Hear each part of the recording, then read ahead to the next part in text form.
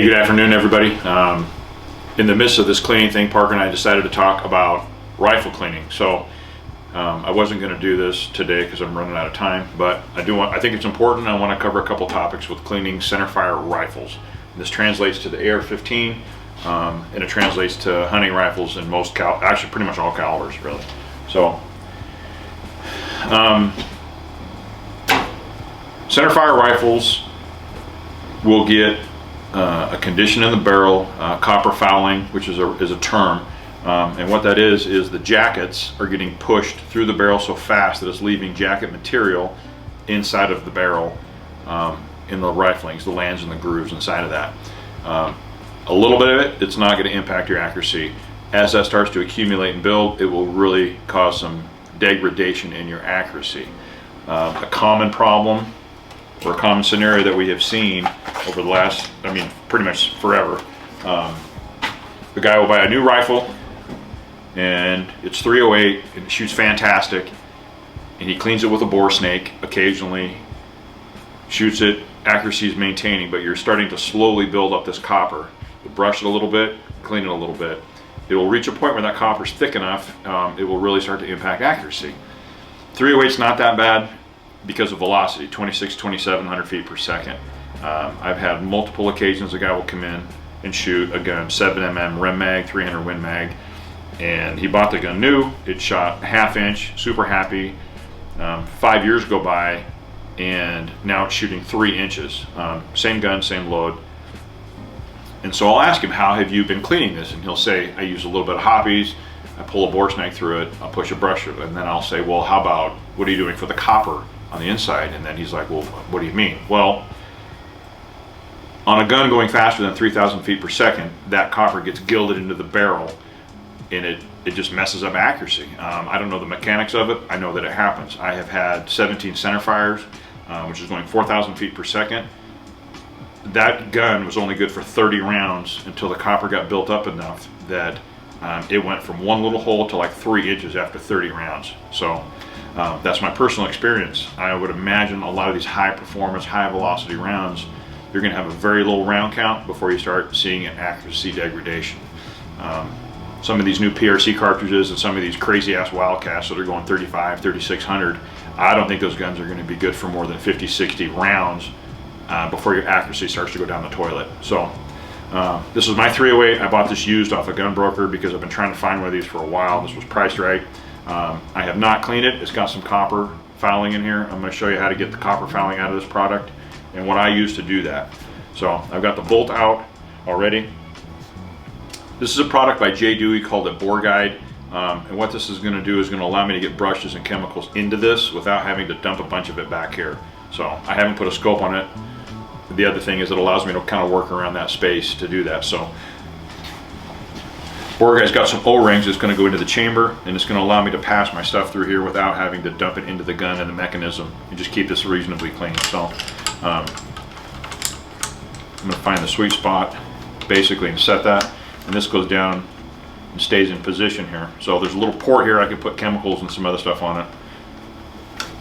So got a 30 cal rod by J. Dewey. This is a 44 incher. I like these one-piece rods. They're made out of spring steel.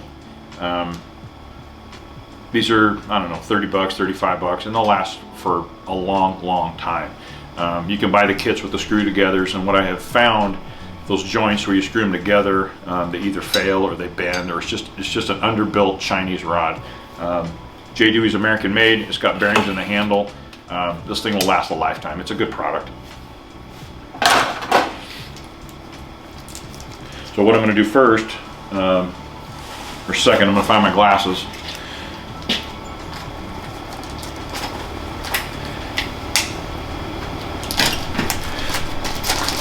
J. Dewey runs a male system on their rod, which is one thing I don't like, but they do include an adapter. So I'm going to screw this adapter onto this 30 cal brush. I'm going to make 3 or 4 passes through this thing, and then I'm going to pass a wet rag through it and get it cleaned. So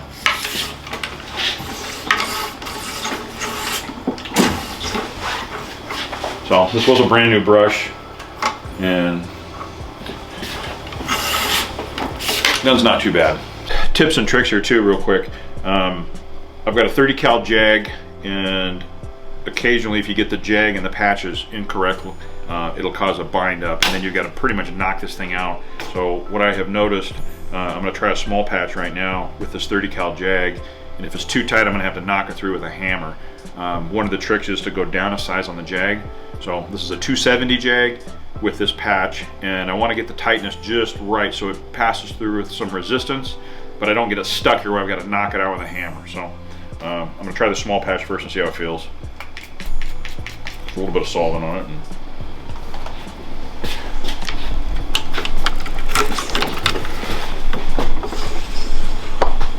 And that is about perfect.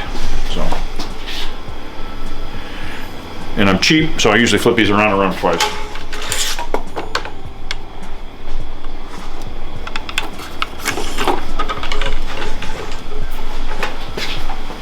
And away you go.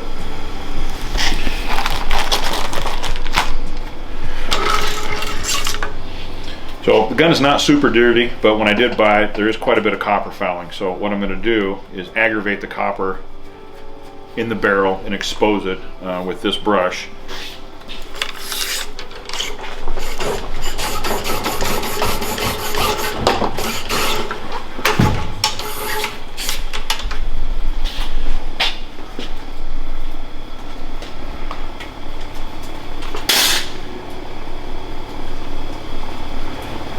And I'm going to use a product. Sweets makes a good product, which for some reason I don't have. This is some copper solvent by, I don't know who makes this, Top Duck. So I'm going to try some of this copper solvent right now. And we're going to push it through, and you let it sit for a little bit. And then what this is going to do, this compound, which is probably ammonia base,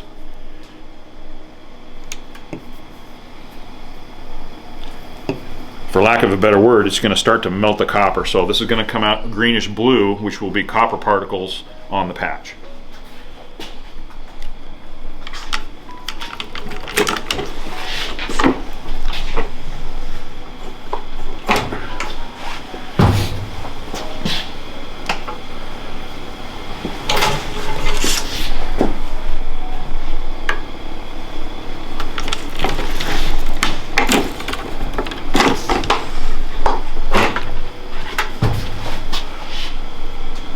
Let that sit for a few minutes and then hit it again.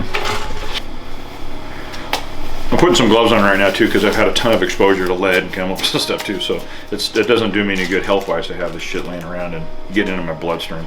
So I'm going to knock that material out now with a little bit of solvent, and then I'm going to brush it and start over again. So if you've got a rifle and you're experiencing some accuracy issues with it,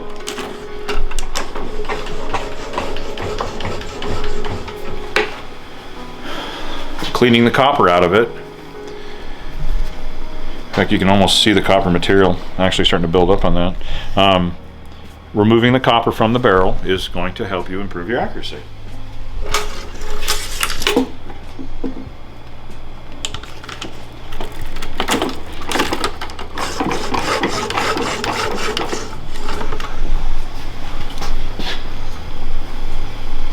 So that seems to be working pretty good. So that was just solvent. Now I'm going to switch back over to some copper and let that sit in there for a few minutes.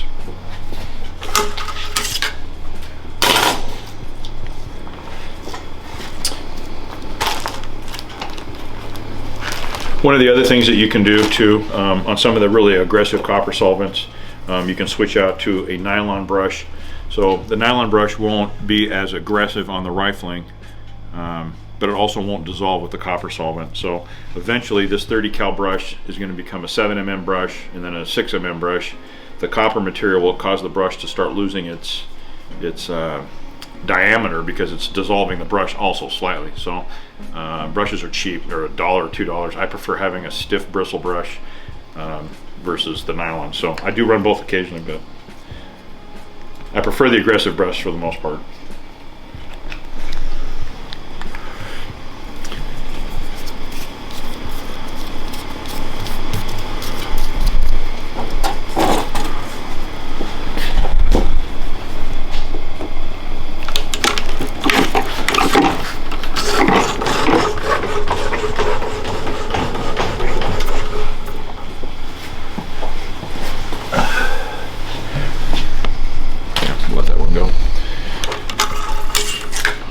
I'll let that sit for a minute. Chemicals are sitting in there, and then that is slowly starting to dissolve the copper out of that. So we'll push another one through here in a minute, and it should come out on the back end dirty again. So give it a sec.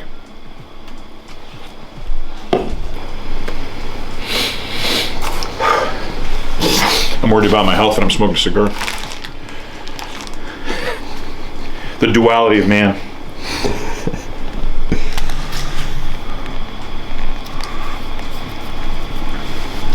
This copper solvent's not as aggressive as I like. I actually like sweets more. It must have broke open or something because it's not in my bucket. But I think Sweets 762 is probably the best product out there. This seems to be working pretty good.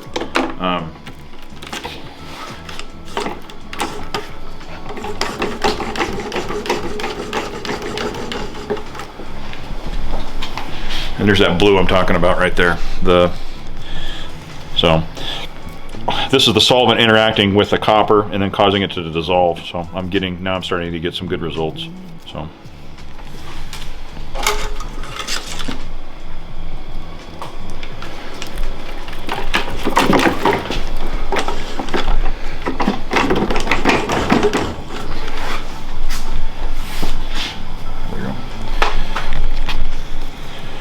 we're getting there.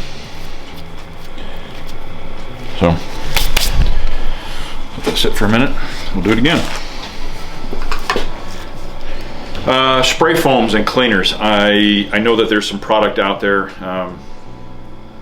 I don't know if I have not seen it work successfully where you put a plug in the end of the barrel and then you spray this copper solvent foam down in it and you stand the gun up and let it foam cleaner to dissolve the copper. I've seen that in the past. Part of somebody will come up with SHOT Show with a new way to do this or a better way to do this, or I've seen some techniques and stuff. I haven't seen anything work as efficiently as this. It's a little slow going. It's 10, 15, 20 minutes maybe, depending how bad it is. If you're shooting a 33-78 Weatherby, you might be at it a while because the velocity on that, it's going to foul that gun up pretty quick, probably inside of 60-70 rounds. So hopefully you guys will get some information about this and you can bring some of your old rifles back to life that you thought were not shooting accurately, but the reality of it is they just had the living shit fouled out of them, and you may be able to clean it and bring that thing back to life again.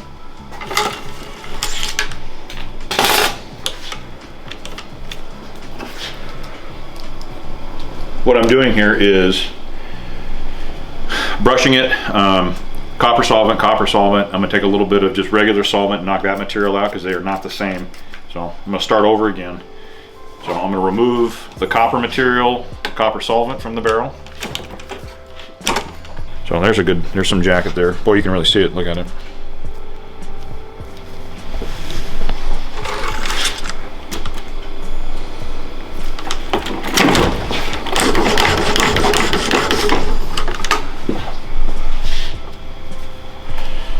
And then I'm going to brush it again, and the brush is going to aggravate. It's going to aggravate the copper that's in here. It's going to expose more of it to the solvents. So I'm creating more surface area on the copper to allow the chemical to get in and bite and try to get it out of there. So.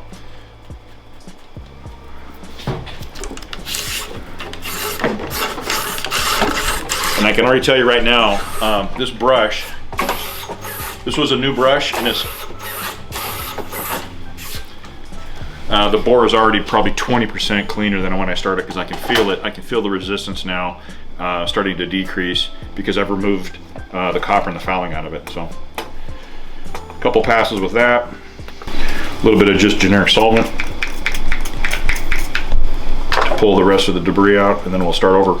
I'll probably give it one more copper treatment. I'm going to call it.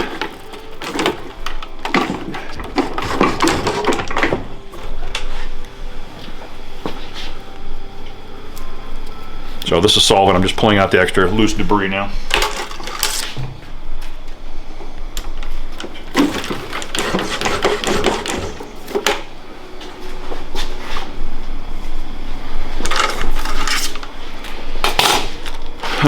Southern Bloomers. These are cotton patches. The lady that I buy these from at Chattanooga Shooting Supply, and I believe her. I believe this is a cotton manufacturer that makes these. Are t-shirts and underwear company. This is just scraps that they're repackaging. So it's a good American-made product.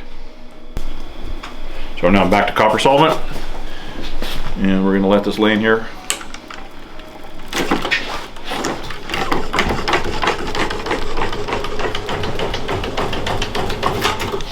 Oop, no way she went.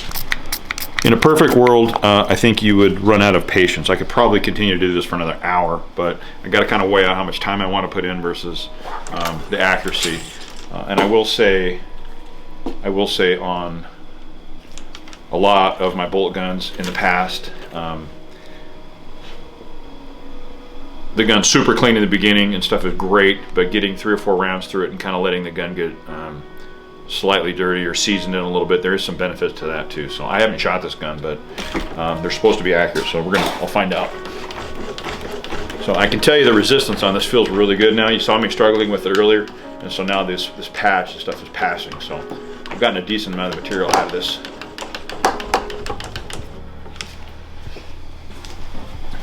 So it's not too bad actually. So I'm gonna give it a couple more passes. I'm gonna call it right now. So I'm happy with that. So it's probably got more copper in it. There's not really a way to get every single bit of it out of it unless I would just want to be out here for another 5 hours. But I've gotten the vast majority of it out. I'm gonna see how this gun shoots here in a couple of weeks. So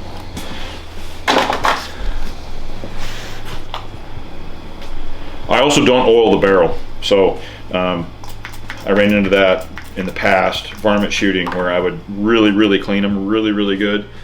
And then at the end I would put some lubrication or oil. Now if you're going to store your gun in a safe and you're not going to come around to it for 6 months or a year, you're probably going to want to do that. But bear in mind that oil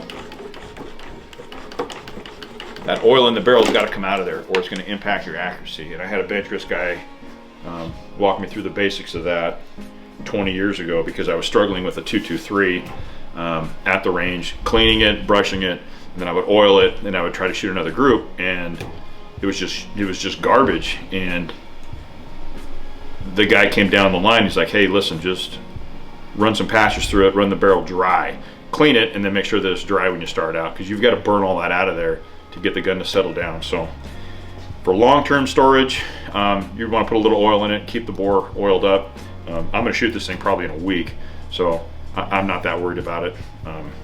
But that oil inside of the barrel will affect your accuracy in the beginning, so bear that in mind.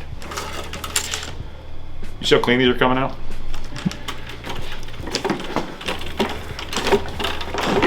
And look at, there's no struggle on this anymore, really. So I'm pretty happy with that, actually. I think I got the most majority of it out of there. So I'm just going to dry patch it now, dry, and get the material out of it, and I'm going to call it right there.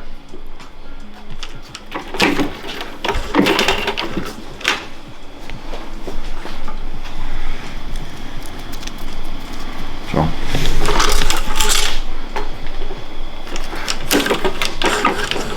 oh, that's beautiful. So that dry patch, that last one, just passed through like nothing. So I'm feeling pretty good about that. All right.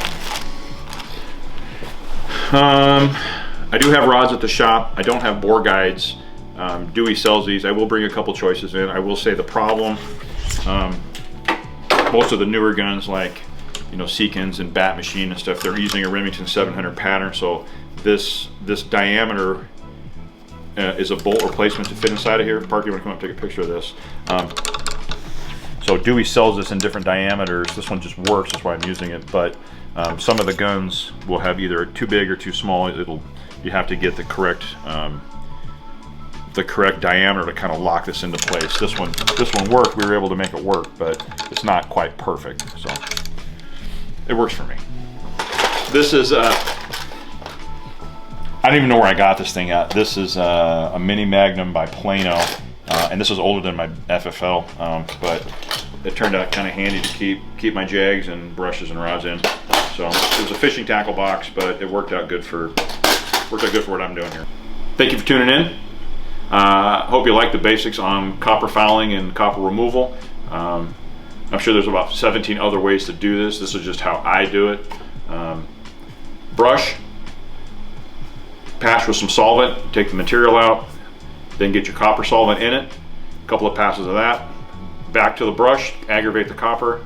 Back to a wet patch again, knock that back out. Back to the copper solvent in that steps. Now you could mix that up, but that's again how I was brought up to do it. So, and it works for me, and I've been very successful with it. So if you've got a gun that's having some accuracy issues and you love the gun, I would start by cleaning it thoroughly with good equipment. If it still doesn't settle out, there could be some other issues with throat erosion, which again in higher pressure cartridges. So shooting out a 308 like this, it would take a lot of rounds. You know, some of the higher pressure stuff, a 3378, or some of these big super magnums the guys are building now, like the 22 PRC going 4,700 feet per second. I mean, those are going to be burners. You're going to have a lot of erosion in here. So, yeah, hopefully that helps you guys. If you got any questions or comments, send us an email to socials@eastcountyguns.com. Leave your comments below, and we'll see you later. Have a good day.